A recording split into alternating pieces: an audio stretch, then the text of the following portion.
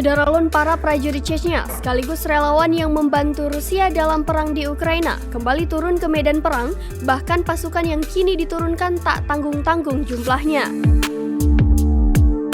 Dalam video yang beredar di media Telegram pada Selasa 22 Maret 2022, tampak para prajurit menaiki sejumlah kendaraan untuk bergegas perang.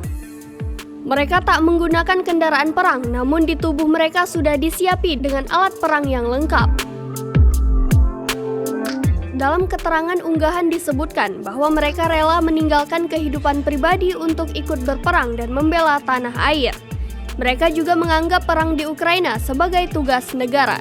Ribuan sukarelawan dari Republik Chechnya bersemangat untuk ikut perang di Ukraina dalam membantu Rusia.